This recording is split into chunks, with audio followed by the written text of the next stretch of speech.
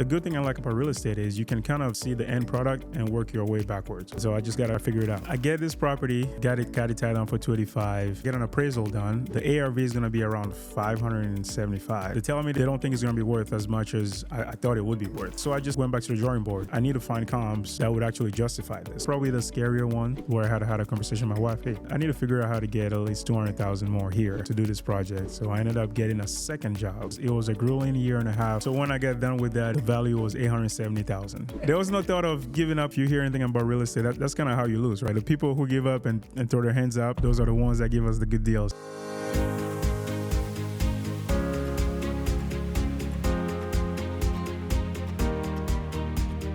Bonjour, bienvenue à un nouvel épisode de Straight Up Chicago Investor Podcast. Je suis votre guest, Wonderful, et avec moi, comme toujours, vos commentateurs, Tom et Marc. Oh, yeah, baby. Makes Tom sound Coming so to? fancy. So That's what we are, the coming to's. Oh, man, dude. I love it, dude. He called me out last night because I texted him, do you speak another language? He said French. I was like, I think I still know the Hail Mary from high school. And he's like, no, you don't. And then I was thinking in my head, I was like, I got like 30% of this thing. Man, this episode was awesome. Like the amount of, I don't know, I love his name. I just love everything about today's guest. And he's been such a big supporter of the podcast. So, man, I can't tell you how much we appreciate that as well. I'm going to, this is like self-serving for you and me for a second, but it's been really cool to see like when someone bought their first property, when we started 5 years ago, to now see them have multiple properties. Yes. Right? Like to be just part, not responsible in any way, but just like be like part of the journey of like, you know, asking, oh, you're talking about layouts. Oh, yeah, I remember that. Like just these random convos you have throughout the way. It's like, oh, that's really cool. Yeah, like, we did something. People go through this just they're trying to be everything in depth, real estate, and whether it be bigger pockets or us, but like we're just part of that, and that's fun. So Yeah, absolutely. This is just another episode of just grinding, baby. Perseverance and just grind. When other people would run away, just keep going, just plow ahead. Yep. That's the biggest success stories. I love, he says it a couple times. He didn't say it, I'll paraphrase it, but it's like, I'm going to jump in and I'll go figure it out. And I think that takes a level of confidence in yourself to be able to do that and back into what I know I still do it all the time. I'll tell someone I'm doing something like, well, how are you going to do this? How are you doing? I'm like, I have not gotten there yet. Yeah, we'll get there. There's We'll got to be a figure way. that out. Yeah. We'll figure that out. So, all right. What's our housing provider tip of the week? All right. So our housing provider tip of the week is, right now you're trying to get measurements for whether it be a roof or a floor plan or units when you're looking to buy a building.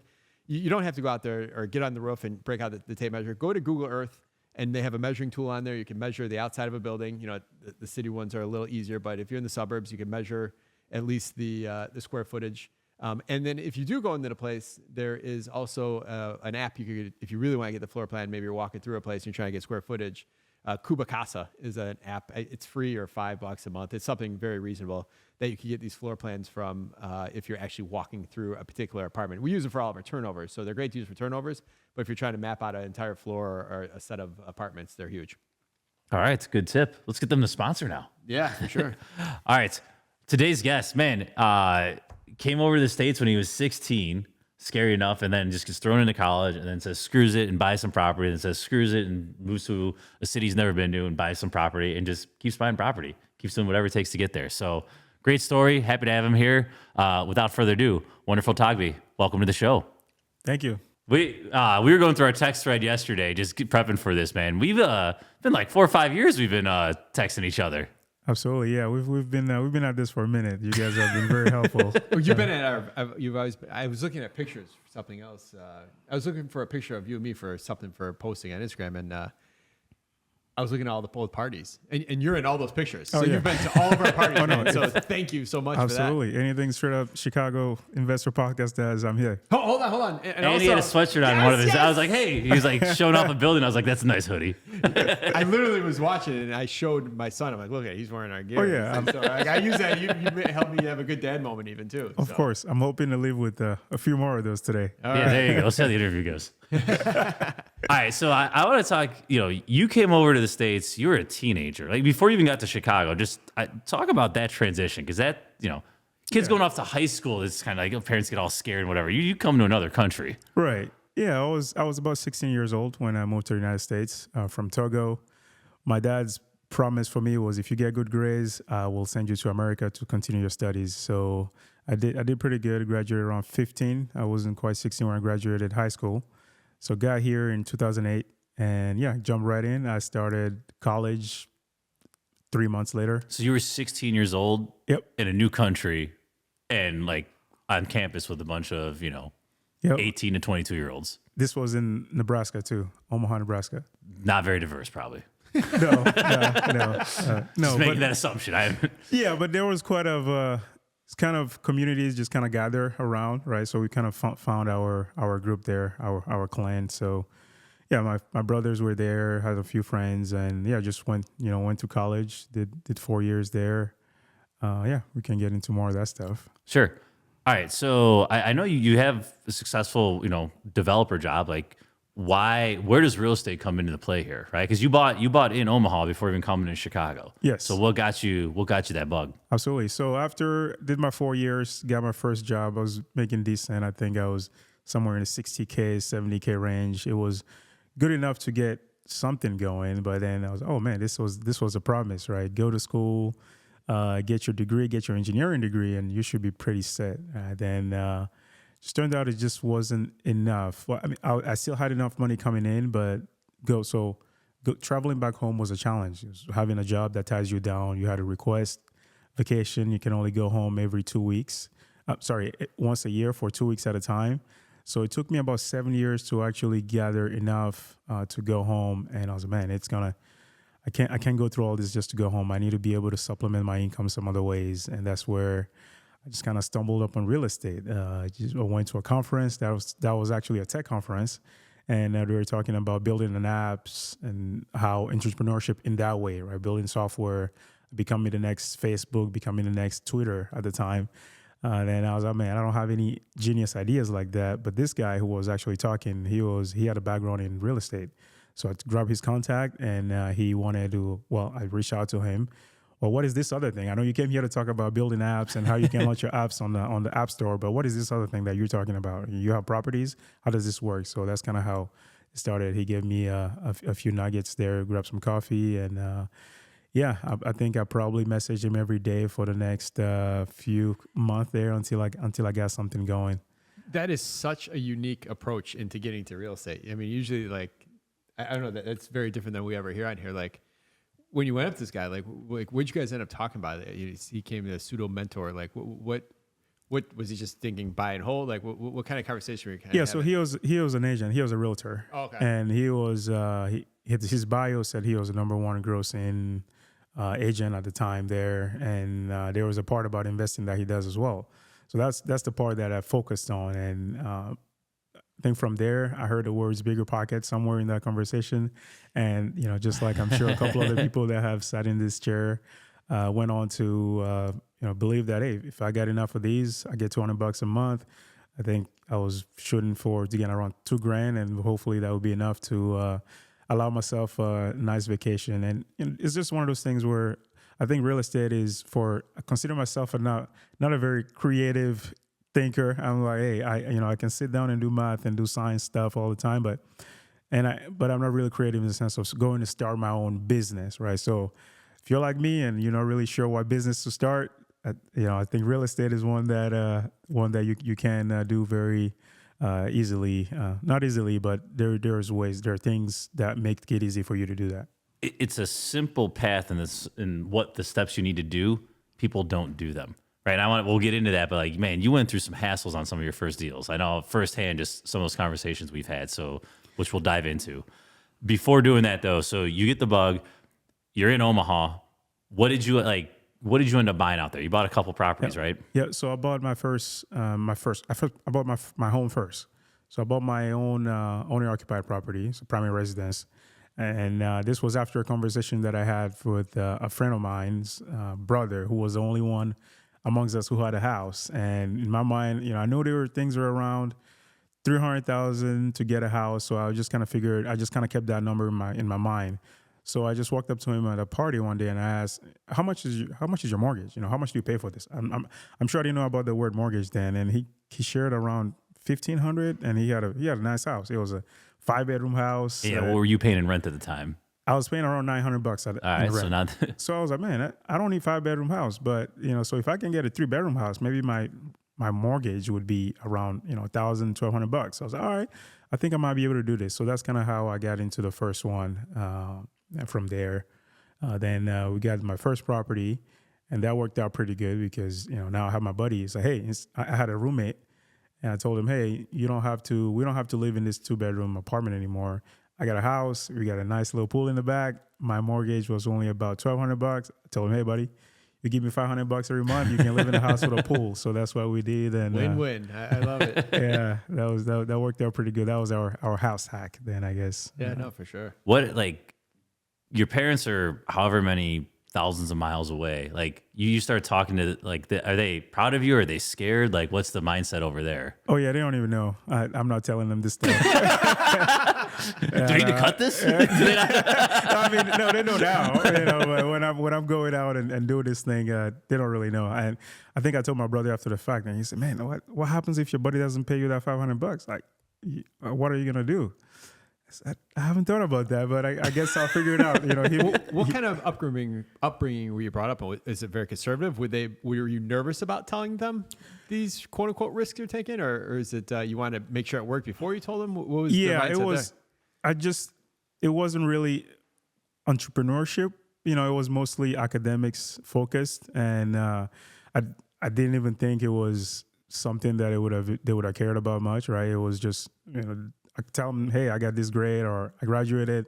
Those are the kind of things that we do then. And I mean, it's a little easier now when you have a lot of, I'm not that old, but I wasn't able to get on the phone with them as often to just kind of share everything that I was doing. So it's like when I went back home the first time, I think that's kind of when I told them, hey, I bought this property or some photos here and there, but we would just touch base not as frequently. So, and it just kind of allowed me to really focus on that. And at the time too, I had my brother who I moved in with.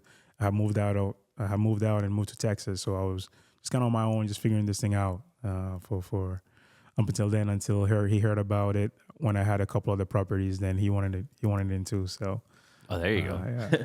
All right, so you're building your little profile there, but you end up in Chicago. Was that work brought you here? Or were you why? Family. Okay. My fiance was in Chicago, so she grew up here in Southside Bronzeville. We were expecting, and we had she was due towards the end of January or February 2020. So I was planning to come over here because I had a house in Omaha, had a couple of things going for me, but a baby that was a completely new territory. So I had no idea what we were gonna do about that. And she had family here, so we decided, hey, I'll come over here.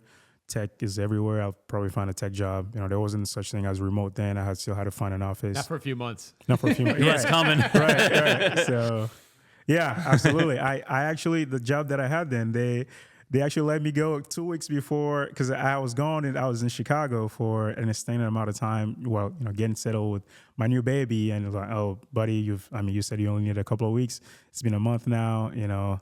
Sorry, but we're gonna have to let you go here. And I started looking for something else. Yeah, surely enough. Less than a month later, everybody got the okay to work from anywhere in the world. Yeah. But, yeah.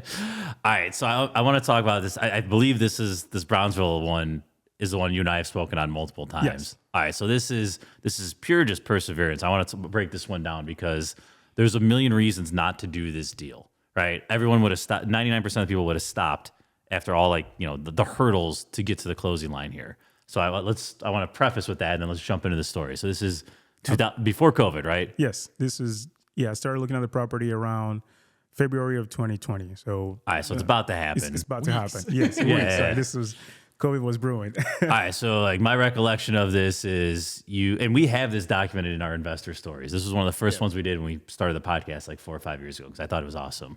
But I don't want to take the words out of your mouth, but even your agent's no, you can't buy this. I don't want to do this. You're wasting my time, right?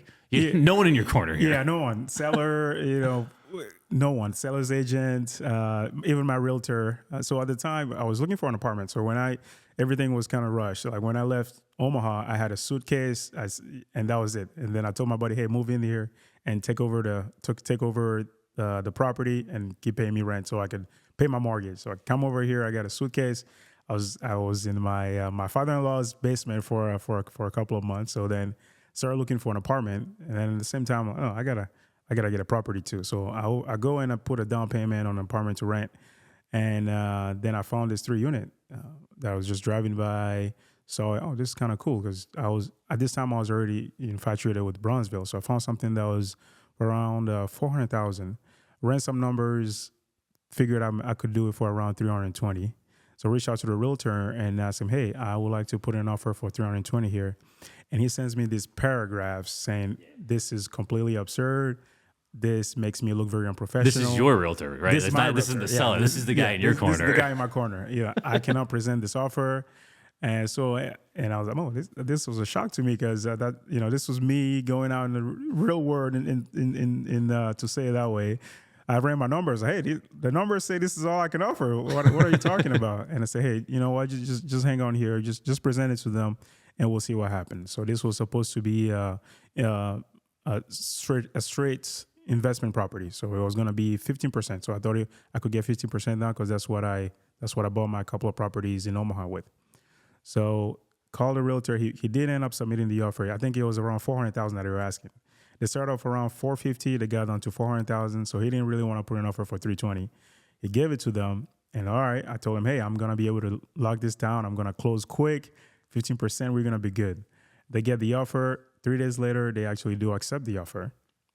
So I'm psyched. All right, I'm going to be able to get this thing done. Then everything kind of start clumping from there. Talk to the lender. I was like, oh, you can't do 15% now. You got to do 25%. So I'm like, oh yeah. I didn't budget for that. This is gonna take everything out of my pocket. And I was working a contract job then. I was on a 6 months contract. They said, well, we need to see that you're gonna have a job after the 6 months. So how are you gonna do this? So I started calling up my job. I got my job involved. Told him, hey, I'm buying this property. At this time, I had already decided, you know what? Change your strategies here. This cannot be an investment property. I don't have 25% to do this. I'm going to have to do FHA. I'm going to move into one of these units to make this work because I believe in this deal so much and just seeing everything else around the area. So then now the seller hates me because I told her that I wasn't going to do FHA. She has already turned down a ton of FHA people. She only accepted the offer because I told her, hey, I'm going to do 320. And they think you're just playing the trick too. They always switch and bait. Absolutely. Yeah, that's kind of what they thought. And they already threatened me to keep my down payment at this time because I typically go in with a 6. I believe I probably offered about a 10K down payment just so they can take me seriously. And at this time, they're getting ready to walk away. That's the seller side. I end up telling them, you know what, I'll get this. I'll do the appraisal. If they give you any hassle, I'll pay for it out of pocket. I'm just promising stuff here, and we'll figure it out as we go. They do the appraisal. They found a few things. I actually pay someone to go take care of those things for the seller because she didn't want to budge at this time. I found a buddy of mine, paid him a few $100. He went and script up some of the peel paint, and yeah. Usually FHA, sorry to cut you up, but it's usually a hassle, but it's usually not a big dollar amount. It's not. It's more of just the seller does not have the resources or doesn't know who to even call for. Like, it just might be just a pain in the ass. Moving a stove out of a legal unit or something like that. It's just like it's exactly. so easy. Like it's scraping paint, it's putting handrails in, and it's concrete sidewalks. Yes. Right. Those are probably like the 3 biggest ones you see. There's one where they put a tarp over a window for some reason. The renter had this done, and the lender said, "No, we got to see what's behind that window." And I thought they had to take it off, and they're like, "No. You just need someone to go over there and take whatever tarp you have over that window off." And the seller was in Wisconsin. She didn't want to do it. She was an elderly lady. She was ready to. I said, "No, don't worry. I'll take care of this." So it was smaller things, but I did have to continue and persevere through the deal to make it happen. Yeah, and also while this is going on, COVID becomes real. Yep. Right. So like the world has changed from the time you made offer to now the time that you're starting to spend more and more money before even closing. Absolutely. I remember walking into the bank with masks on, everything. No, it felt funny walking into a bank with masks all over my face. And I'm here to take out some money. But yeah, we did. The biggest thing there was just building rapport. I made sure to build rapport with the seller at the beginning. Kind of told her my story, my family. We got a small baby. I'm just here. I think this property is going to be great for us. And so I made sure to build that rapport in the beginning and keep communication open. So it kind of bought me some grace when things started going sideways, and eventually took it to the closing line there. Were you nervous about pricing? I know for us, like in hindsight, everything took off and went crazy, but you still weren't sure if you were going to have a 20% like crash or something like that at the time. Was that going through your head at all? No, not really. I guess this is the after 2008 investor mindset. We don't really expect 20% crashes, right? It's all just gonna work out. And I looked at the rent, right? Even if I could bring in, I think my mortgage then was less than, it was around $2,000. I figured, hey, like I'm always just ready. I always think about if everything stops, can I bring in? I'm down to put in my income to cover these assets because I believe that they will pay off eventually. So maybe a little naive for my part, but it's kind of worked out. Well, even right now, like people are talking about prices in other like Sunbelt and stuff like that right now are going down. Austin's getting hit hard right now. Like if you have rents that aren't going anywhere or even stabilized or going up, like who cares if the price goes down if it's a long-term hold. So I talked to someone the other day and they're like all nervous about it. It's like it doesn't matter like what the value is on paper. Yeah, I'd say the flip side of that would be if you need to sell, if you need to refinance, if you're trying to live off the cash flow, or you have a refi coming. You did a 5-year commercial at 3, and now it's going to 7, and you're treading water already. Like, but if you're not in one of those situations, yeah, it's a long-term hold. Like, you will own this building that's worth millions and not have debt on it. Yeah, right. Like it's simple. It's a period of time too. It might only be 24 months too in that scenario where, yeah. So. A lot of people get nervous about that right now. Yeah, like people don't, they don't freak out the same way in their 401k. Yeah, Like right. the 401k drops 20%. People are like, oh my god, like in a day. Yeah, like it's like I don't understand why we freak out so much. Maybe because it's tangible and you see it. I don't know. Yeah, my Bitcoin's down right now. So a lot of reasons not to do this deal. You end up doing it. And I believe too, like she didn't take care of the tenants. Like you come into some hassles there, right? Like absolutely, yeah. There was a tenant that hadn't paid for a few months, right? So you're walking into COVID. Yep. Having to switch the lender, and we have non-paying tenants. Yep. First property in Chicago. Absolutely. Beautiful. We're in Bronzeville. What block? What 100 block Bronzeville? 50th in Indiana. Okay. Yeah. So all right. So you had some people not paying. Like, just talk to me. You're new here, right? Yep. Not used to Chicago evictions. Like, how do you handle the situation? Well, yeah. So first call to Mark Ainley, and then what do you do? Right. Then I call him up. I think I made a post on Bigger Pockets forum, and I say, how does this work? I have this tenant that hasn't paid, that's not paying. I'm thinking about closing on this property. Should I move? Keep going with it? And I don't remember what all I got, but I'm sure there was some, hey, do this, or hey, run away advice. But I always just think about what could the worst case be, right? So I went over there, but I think the common ground was just talk to this person and just kind of get a feel. So I went over there, I spoke with them. I think it was right after closing. Hey, I'm the new guy here. I'm just trying to take care of you guys. I understand there's a few things that were taken care of. How can we go about this? So I laid that down, and it turns out there were just a few things that that the seller did not get the chance to take care of. I think their water heater wasn't working. They had a few other concerns. They're a little nitpicky on certain things, but I figured there were people that wanted to be taken care of, and they'll take care of me, and they've been there since. So they're still there today? Oh, they're still there. Oh, yeah, that's awesome. Yeah. And they hadn't missed rent, so I think they just needed a change of management there, and someone who's willing to take care of them. Yeah, no hot water is probably legit. Yeah. You say that very casually. Like that's probably a pretty legit concern. Yeah. Right. Yeah. I remember I got in there and she said, hey, we need a new. They sent me a list of things that I wanted done. I was like, oh man, should I? Like, I just spent all my money closing on this place. Right? So where am I gonna get the money to do this other things? But I got it done. I got it done for them. What's your fiance/wife's mindset through all this, right? Like, are you telling her all this? Hey, I'm buying this thing. No one's paying. Like, yeah, there's all my savings. Like, right. I always try to find a good amount of information to disclose at the right time. So there's a science to it. So I probably left out a couple of those things at the beginning, but the good thing is I did get a couple of reps in Nebraska before coming in. So being able to say, hey, I've been able to do this. Just trust me here. It's going to work out. And then, so those help, right? So I always believe in trying the first one. Don't overpromise anything. Don't bring in a bunch of investors on your very first one, right? That way you can control the outcome a little better, which I was able to do, and build confidence in myself, right? If you're confident in yourself, the things that you've been able to do, I was able to. She also bought in. Yeah. All right. So let's fast forward just on this single property. What is that thing worth today?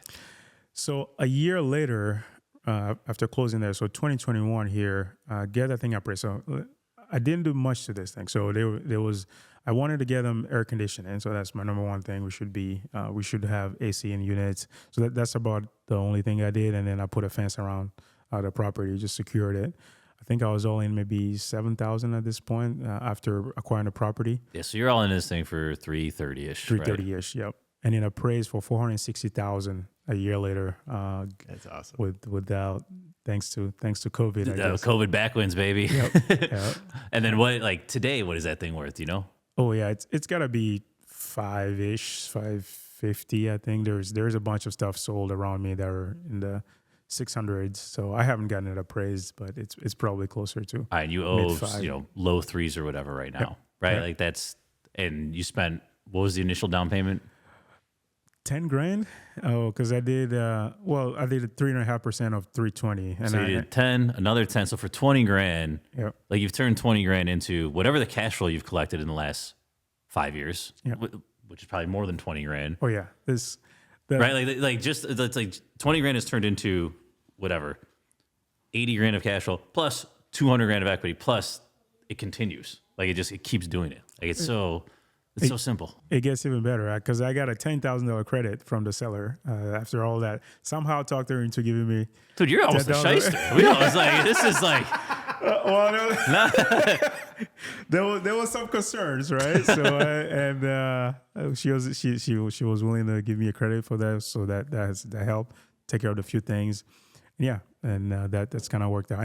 And I did refi, so at this point I don't have any money in the building. Beautiful. You seem very comfortable asking for something without the fear of them saying no, being rejected. Like that's huge. That's huge in itself. I know even myself. I would get nervous about sending a 320 offer as an investor, even out of 400 and something. Even if my numbers made sense, but like your ability to just ask is really paid off for you. I do. No, I won't just. I always try to do a little bit of homework when I'm sending these offers out. So I'm not gonna come in and say I think I should get $100,000 discount on your property that you worked so hard for. I typically always send a letter to the seller. I try to handwrite it if I can. I would explain where I'm coming up with these numbers. I do. I'm not sure how much it helps, but I just put myself in their position, right? They probably still have the numbers in their mind, but I do try to build rapport as early as I can, either through my realtor that hopefully will communicate what I'm trying to do here with the seller. And what's the worst they're gonna say, right? Well, that's huge because no one ever assumes good intentions in that scenario. They just think this guy's a dick. Why is he coming in so low? They're never gonna be like, I bet you this guy didn't have enough time to write a letter, but he's really good. So you take the best approach possible, I guess. I do. Yeah, it's even if you're gonna be someone who's off market as well. Like I almost tell them like, hey, I think it'll go for this on market. Right, and the ball's in your court how you want to decide. Like you can either close now with cash, or you can roll the dice here, and I think you will get more. What do you want to do? Yeah. Right, because once you take it out of like I'm trying to sell you and put it in their court, like one, you feel better, right? Yeah. But two, like they just say, all right, they trust you then too. Even yeah, and it's like, and then they could just make this a decision. A lot of people just want to be done with it. Yep, and absolutely. They go down that route. I think the likeness part is also a big factor. I mean, I just feel like that they might be able to leave a few, thousands on the table if they like you enough. Yeah, I really believe in that. I just went through this with tenant screening. Like I don't want to say we undershot, but we got multiple applications, and like the first one in, like they're all qualified, and the first one in, like pregnant with a kid, nice young couple. I was like, all right, we don't have to do best and final. Like it's just like everyone's got a soft spot. You have an awesome name. I imagine the name Wonderful. Like that's got to carry some weight. Like it kind of like puts like your personality out in front of you. Like how does that benefit you? Where does it come from? Well, you got to thank my mom for that. Okay. Yeah. So it comes from just my mom believing in positive vibes, and she knew that would help me in my life. So just whenever I do introduce myself as Wonderful, that kind of makes things. I mean, guy says his name No is one's gonna wonderful. be like, this guy's a jerk. Right. There's never a bad assumption there. What are your siblings' names? Like, are they cool as that? Yeah, my sister's name is Pleasure. No way. Oh, that's awesome. Brother's name's Splendid. Like, No. Bob. Just like he was the youngest. They ran out. Just gave up. It is awesome in my phone. People who are just one wonderful. Yeah, Like, yeah. there's no last name needed here. Yeah. So, all right. So this property was very well, right? What happens next? Yes. So I feel extremely confident at this point. I just bought something. Take over the that world, was- baby. Right. You know, we're ready to go here. I make an offer on a 3-unit that actually was just a few blocks away. And what year is this? Like, where are we at This time was wise? about 2022 at this point. Okay, Yeah. so it's been a while. Yeah, it's you got been a this thing while. stabilized. That's right. Got some money out of it. I sold a property in Omaha. Then I ended up selling my owner-occupied property, and so I found a building that I made an offer on, a 3-unit building. I made a cash offer. So they wanted $90,000 for it, and they needed everything. Right. I make that offer. You haven't done a gut rehab yet. No, I hadn't done a gut rehab at this time. Okay, but continue. I'm looking at this. I'm wondering. All right, you know, we are 90K here. How bad can this be? Right? I've got this. I've got this property. You said you listened to the podcast. You haven't listened. Every great story starts with how bad can this be? Yeah. Well, it gets even better because then I bought that and then I went and bought another one before I started this other property. So I bought this property. That's Getting bored waiting for permits. just waiting, and then this other property comes on the market. This is a 4-unit now that they wanted. I saw it started off at 400,000, and they were down to like the low 3s again. So I ended up making an offer. So I make an offer on one that I ended up actually closing on. While I'm waiting, figuring out permits and everything. And that was pure cash, right? So you're Yeah, not that was you're not cash. sitting on a loan at least. Right. So I'm not sitting on a loan. So I figure, all right, I'm getting ready to start here, getting some bids. And then I drive by this other property here that looks incredible. They started off at 475,000. I saw it kind of dwindle down to about 400,000. I think that's about the number that it was at, or a little less than that. And I go in here, just kind of my typical strategy. What's happened here? You know, how come this has sat on the market for so long? They tell me, all right, this was COVID, so there was a lot of complications. They wanted to do Airbnb. So some people fell out of contract, and now it was available again. So I go over there and I make an offer on this 4-unit now that I acquire for $285,000 from there from where they were at. So, and this was really the one that was supposed to be easy peasy. I was hoping. And I ended up over $200,000 over budget on this property. On the 285 one? On the 285. All right, so what was the initial budget? Let's break this down. Yeah. So I get this property, got it tied down for 285. The realtor, I get an appraisal done to get some hard money on here. They come up and they're telling me that I'm gonna need the ARV is gonna be around 575. And I'm like, whoa, that's not what I was hoping for. I had some comps that told me that this thing would be at least worth 600, 700,000. Are you in Bronzeville for this one too? Yeah, Bronzeville. This is 45th and State. Yeah, so in Bronzeville. So they're telling me this is gonna be they don't think it's gonna be worth as much as I thought it would be worth. So they only gave me they said they could only have about 170 to do the 4-unit, the full gut rehab. I called the first contractor. I told him, it's hard to even get this guy to come out here. He told me, well, you're probably gonna need about 100,000 per unit. I'm like, yo, this is not gonna happen. I have they only gave me 170 to do this 4 units here. There's no way I'm gonna be able to do this with 100,000 units. I got about 2 or 3 contractors that come by there around 75 to 100K per unit to do these, and I'm like, oh yeah, we are in trouble here. We got to do something. So I just went back to the drawing board. I need to find comps that would actually justify this. So the good news is, even at then, when they were throwing those numbers, there was stuff on the market that were closer to 800,000, 900,000, and there was stuff that were like in the 5s and the 6s. So then the good thing I like about real estate is you can kind of see the end product and work your way backwards, right? I mean, it's going to be hard to change square footage and things like that, but I mean, you still can, right? But once you know where you want to be at the final product, which I found, all right, this is how This is where I have to be. right. Like, This is just where I like have reality. to be. Exactly. So I just gotta figure it out. And so that's when I really had to have that. That was probably the scarier one, where I had to have a conversation with my wife. Hey, I need to figure out how to get at least 200,000 more here to do this project. So I ended up getting a second job.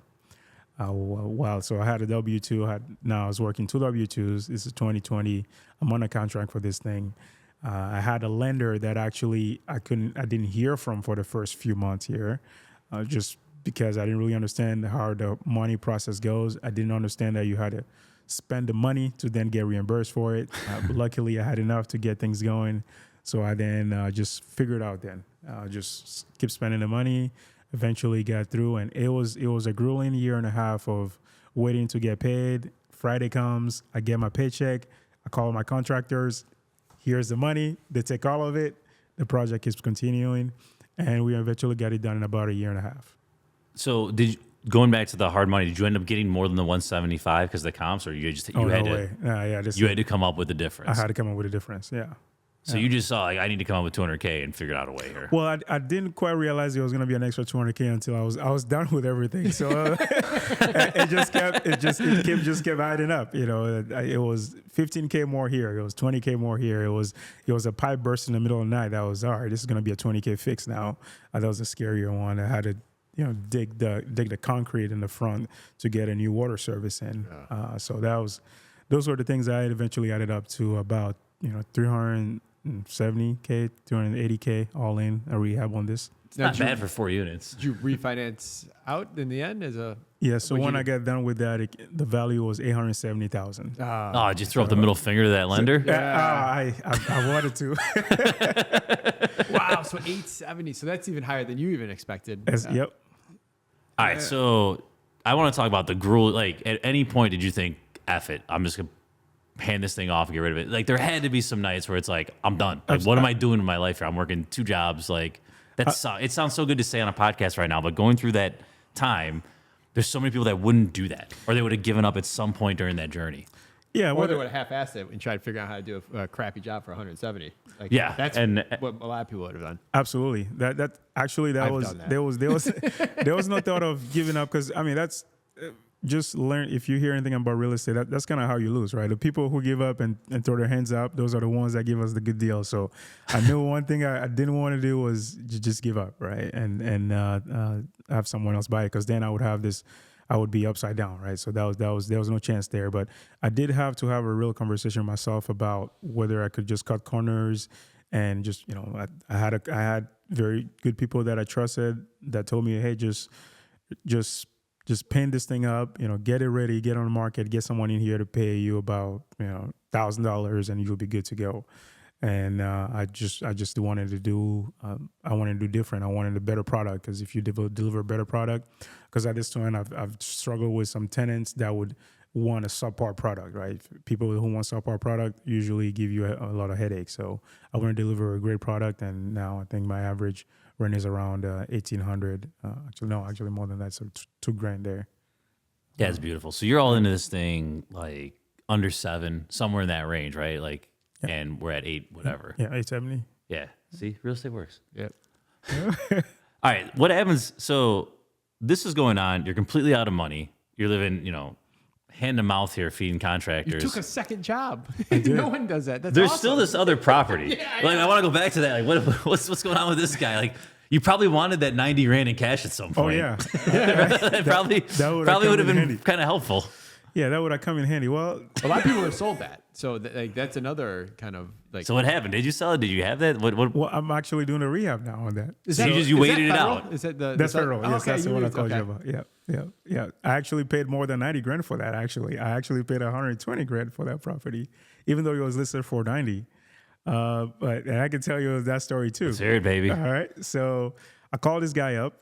It was listed for $90,000. I know it's got to be worth more than that. I mean, even like this is a 3-unit solid brick building, right? It'll cost 3 times just to even have that, out there. So I called him up. I was like, hey, I'm very serious about this. I need to get this deal. He said, oh no, we already on the contract for this. So how about this? What if I give you $100,000? He's like, all right, sir. What if it was $150,000? He said, oh man, this guy's serious. I'll show you the property. So we go, and he shows me the property. I make an offer for about 140, and we get on the contract. And I was like, all right, well, this is gonna take a little bit of money here, but I grossly underestimate how much it would take. But eventually got it. Found a few things that I needed that I was able to negotiate with them. But yeah, I did get this thing under 120 now. I am actually now in the process of doing a full gut rehab. I did get reappraised by actually a company that actually understands ARVs. We cut this, but this is the Renovo one you were asking about? This is the Renovo one, yeah. We'll give a shout out. They're sponsors, baby. Absolutely, yeah. So shout out to Renovo there. They understand the value. I think they have my ARV coming in around 670 currently. So I got in at paid 30 grand more. So I got in about 120. I have my construction costs around just shy of 300,000. They have it, coming somewhere around 600, 650. So if I stick to that budget, it should be pretty good, even after waiting all this time. That's the power of cash. You didn't have a hard money line breathing down your neck at the time. You're able to take on the other project and sit on this thing. Yeah. That great discipline, or maybe you're just a little insane to not sell that when you had no money, right? Like that takes some stones there. You went and got another job instead of just like throwing that thing on the market, and like that's huge. Yeah. Like, that's freaking, like, you got a long-term vision and understand what you're doing here. That's exactly what it is. There's this saying that I heard about the stock market. Your sell button's gotta be broken. Like, that's kind of how I look at my properties. My sell button is broken. I'm not thinking about selling these things. It's gonna pay off eventually. I mean, it's nice now, but it already is. Yeah, it is. Yeah. That's awesome. And that Renovo one too, if I'm not mistaken, like, didn't you get like special pricing or something? Wasn't that like can you, for our viewers who might be playing in the Bronzeville area, can you explain some of that?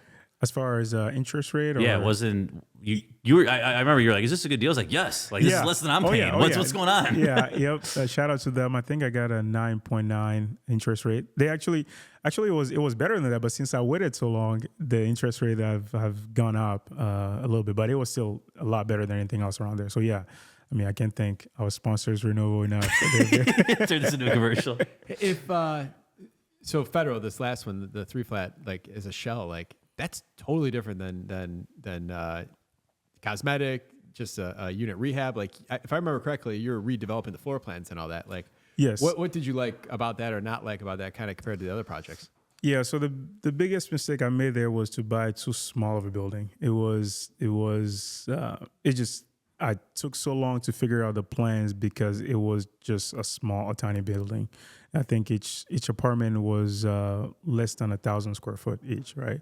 And it's hard to do 4 3s in 1,000 square feet. Yeah, you're trying to nice create a floor plan. Right. Right. So, well, that's oh yeah, I remember this now. We went through this for a while. Absolutely. So that's you copied me. You copied one of my floor plans. I forgot. I learned from smart people. That's kind of what I do. Yeah, but I kept going back and forth. Like, I actually ended up switching architects. I probably spent about 20 grand and just not making a decision. That's probably one of the things I regret about this one. I mean, it is good, but if I had just pick a side, gone through it, and the fact that real estate is so great, it probably would have paid off. I probably would have been getting rent a few years ago now, right? But I went back and forth.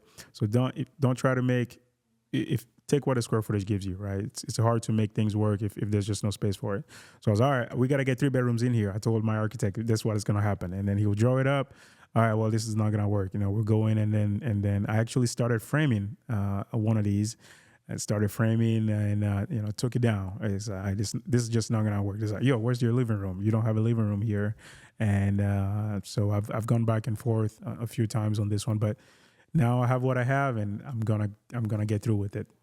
Yeah, I think that's when you're doing the plans, like, and you get to start from scratch. We make this mistake all the time because you want to get as many beds and baths as possible, and then like, this isn't functional. Right. Like, how is a family gonna live through this? Like, or even just stupid things like, well, why is the closet there? Now they can't put the bed there. Like, there's all these little things you don't think about. The door and the wall and the window, and like, yeah, there's not a wall for the bed. Like, yeah, there's all these little things that, like, you don't think of it until you're in the field and you're like, this ain't working. Like, this does not feel right. Your walk-in closet on paper just ends up being tiny in real life, just because you don't account for the shelves, you don't account for where the door is at. Like it's crazy how it just doesn't line up with sometimes what you're thinking or you're going for. We did one. This is like 2 or 3 years ago. This is a high end, like a $1.5 million single family flip. We got in the field and realized we didn't have a coat closet.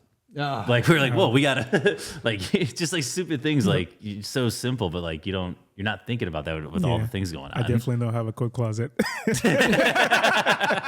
to the drawing board, man. Call the architect. Let's go walk this bad boy. Let's figure this out. So going through these now, like, is this what you want to specialize in? Like, do you prefer, screw it, man, I'll take on the headaches of a complete gut to get this output?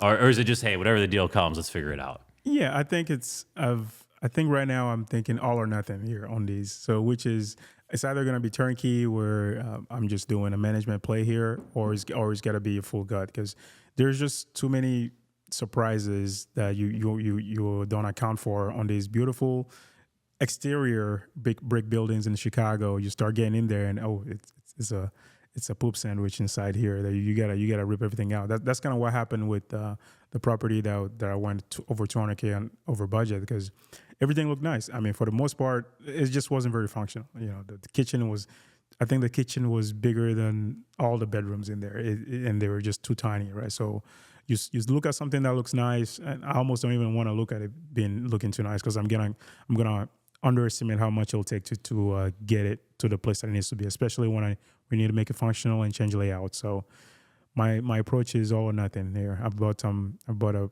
more of a turnkey-ish property since then, and this gut rehab. So what the market gives me, either full gut or I go in and just take care of the people and wait it out. There you go. Are you staying in this Bronzeville area? Like geographically, where have you expanded at all? Yes, that's also been my biggest advantage as well. I can, when I get out of the house, I can go on a groceries run and drive by all 4 properties that I have in the area now, and it's just been very helpful to me. That's kind of how I've been asked how I find these deals. I just hyper focus on this area and this pocket here, understand it. If it comes up the market, I already know before I even open up the app kind of where it's going to be. I see the price, or why is this so low? And just that confidence, I think it's the only way that gives you a big advantage in this market, where if you were to go and see properties out 30 minutes drive just to see if this is even going to work out, you don't have the speed. It's just hard for you to compete in this market. You got to hyper focus. Yep. So you're very comfortable with the back end numbers. How comfortable are you with your contractors now after going through a few of these? Like, do you feel locked in there? Is that still a work in progress? No, I feel pretty locked in for the most part. I think I found my crew. I've got my fair share of people who left with money, and I had to chase some of them down to get my money back. But some were able to escape. But just having a crew that does your work too is more than anything. If you can lock in on what's it going to take to get there and what there looks like. Right. Those are the 2 variables, right? You get those right and understand what holding costs are. Like that's the algebra, right? Like you figure it all out, you're good to go there. Absolutely. So you're obviously a very ambitious guy. What's the game plan? Like 5 years from now, is it just, hey, I'm going to keep picking up one of these a year, keeping my job, doing this on the side, or is there some grand plan that we don't know about? Yeah, that's typically what I'm thinking. Just keep going here. My plan now, I just had this realization a few years back. I mean, it's great now, but it'll get better. I think you had someone on the podcast that said we over focus on year one on these deals. We over focus on how much cash flow I'm gonna get today, right? And I just think, man, how sweet would this be once I don't have any mortgage on this thing, right? Or when 15 years down the line, where half the mortgage is paid off, and the property the rent probably would have increased maybe by double at this time. Like, how much better would it get then? So just try to find a good management system. That's what I focus on. If I find a great property, I'll buy it, and make sure I have good people that take care of the property and have pride of renters, and as many of those that I can accumulate, I'll keep doing that play and rinse and repeat, and we'll see. No end number in mind here, but just keep doing the learning and getting better on each deal. Absolutely. You're hyper focused in Bronzeville. It's already been hot for years now. Do you still feel bullish on it? Do you still feel there's going to be, or do you think it's hit its ceiling? I guess let me rephrase that.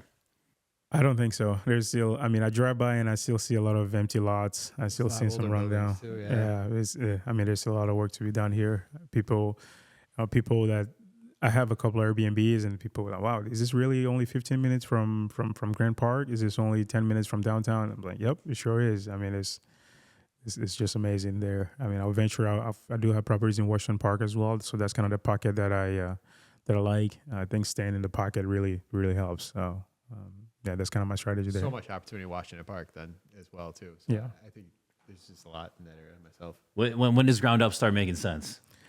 It's creeping north. It's creeping south there. I was gonna So- say, like, where is there like a corridor where it's like, where's Well, if you look at it, I mean, it's all in Woodlawn now, and then it's in Bronzeville, and Washington Park just kind of comes in the middle, and then before you know it, someone will go on the other side of the expressway. Who knows? Yeah, yeah. There's definitely a lot of ground up construction going up there too. I mean, that's what you're competing against over there now. So if you do, that people are coming down there for ground up construction rentals. I do see a lot of built to rents now. That's kind of something that I would like to look into a little more closely. So if you do, if you have a look at least like that, it's easier to make if you're doing a gut rehab, you can kind of make the inside look closer to a ground up construction. So you have people, maybe they don't want to pay, $2,500 for that, but maybe they'll pay, 22 or 22,000 for your property. So that's kind of the people that I aim to attract when I do these full gut rehabs. Yep. So the amount of buildings you have, and we have a lot of listeners who are either striving to be where you're at or where you're at.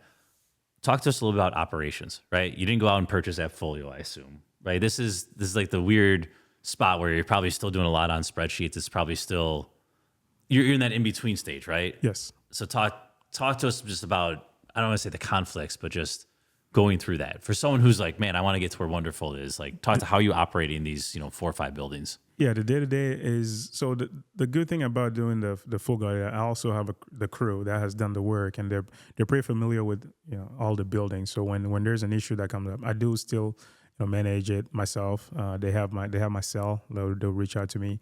I think screening well, finding people that you have a commonality of the property is going to work out for them. With what their family is a fit, right? If it's a fit for them, that helps makes things a lot easier. So just having that, I get whenever I do get a call, it's just a text message to my contractor. My bookkeeping isn't great, this time of the year. My CPA hits me, but that's the things that I just need to do a better job at. But operations wise, you take your time. You're in Chicago here, you have to screen well. You have to check the things that you're legally able to check, right? And take your time. Don't rush. It's a painful winter when you have had units sit for 2 months, 3 months, all right? But when you do find the right person in there and it's a fit, it pays off. Yeah, absolutely. Cool. You ready to wrap? Ready to wrap? Let's do it. What's your competitive advantage? How have you been able to do all this while others wish they could? I believe I'm just extremely positive on most things. I just believe in things working out. That's number one, because it's hard to fight against yourself. If you're thinking this is gonna work out, it's not gonna work out. It's probably not, right? So just having that mindset, and I always try to find a couple other cheerleaders on my side, people who also believe that these are great. Those are the Tom and the Marks call you up. Oh, this is easy, right? And it makes my problem look easier. So that's kind of how I go about it. Awesome. All right. What is one piece of advice you would tell someone that has yet to buy their first property here in Chicago? Go ahead and buy it, man. Just don't overcomplicate things. Do your homework. I love it here. I love the housing stock here is amazing. I especially small. I think the cheat code of Chicago is really having this 2 to 4 family buildings, 4 units that you can live in for 3.5% down, and they actually look nice. Where I came from, you wouldn't want to live it. You want to share a multi-family building with another family, right? We're in the best parts of town. You're 15 minutes away from downtown, and you have 2 to 3 unit buildings that you can co-live with tenants and grow your net worth. I mean, how awesome is that? Yeah. Besides getting additional jobs, what do you do for fun? Play soccer. All right. For fun. Yeah, it keeps me going. All right. Listen to podcasts like you guys. There you go. Yeah. Oh, good lead in here. What's a good book, podcast, or self-development activity you'd recommend to our listeners? A book that I like is How to Win Friends and Influence People. Yep. That's kind of, I think that helps in a lot of things that I do. I try, when you're genuine in things, don't do it in a weird way, right? Because I think people can sense that, if you have your vibe, the genuine, the genuine way, what makes people tick, right? If you figure that out, it helps. Yeah, I heard someone made it was like a tweet or something. The Go Giver is our modern day version of How to Win Friends and Influence People. Yeah. That was a good. I need to read that. Go Giver. Go Giver. All right. Other than yourself, name a valuable resource for Chicago real estate investors. Renovo. There you go. Eric Workman, he's awesome. He's put up with me when I come up with these crazy numbers, and he's a bit of a. He's just been great as far as figuring out what makes sense, and I think I see him as my friends with money. So I think it's good to have. Everybody needs one of those people in their corner. So. Ooh, that's a new tagline for them. We'll see if they like that. Yep. So, all right. Wonderful. Thank you so much. You provided a ton of value to our listeners. How can they learn more about you? Is there any way they can provide value to you? Yeah, they can reach out to me on Instagram. I'm always willing to chat with anyone who's wanting to get into real estate. I put in a lot of work and I have a lot of passion here. So if you're one of those guys who's also wanting to willing to bet on yourself, reach out, and that's all. I mean, I want to see people who are doing this. So I love to build a crew here of those people. So yeah, reach out. Awesome. All right, Chicago Fact. Who we playing for? Who's sponsoring? All right, we're playing for Joseph Radke. And Joseph, if myself or Wonderful gets this question right, you get a $50 gift card brought to you by Mike Percascio from Pro Financial Services. All right. We talked about Bronzeville a lot. This is going to be official boundary map question. What's the furthest southern corridor within the boundaries of Bronzeville? So where does it officially end on the south? And your options are 47th, 51st, which is Hyde Park Boulevard, 55th, or 59th. Where does it officially end according to the Chicago neighborhood map? And not as a broker who says. Yeah. I would say 51st would be mine. Yep, same. 51st Hyde Park Boulevard. Ooh, yeah, you guys know what you're talking about. Nice work. Yeah, for sure. I've owned properties on both sides of the line there on 51st. So you got Same. the Barbershop Academy right there in the corner. That's right. All right. Well, man, Joseph. Layup. Yeah, that was easy. Joseph, you get a $50 gift card brought to you by Mike Percascio, Pro Financial Services. If you guys are looking for a CPA or accountant, you get your stuff together this time of year. Mike's definitely someone to reach out for. So wonderful, man. Thanks for coming on. This is awesome, Tom. Thank you. Listeners, if you're on iTunes right now, leave us a quick review. Maybe say something nice. It makes us feel good. If not, if you're watching us right now, go on YouTube, subscribe so you keep getting these in your feed. And then please feel free to share these with other investors here, specifically in Chicago. So wonderful. Thanks. Tom, thanks. Listeners, we'll see you next week.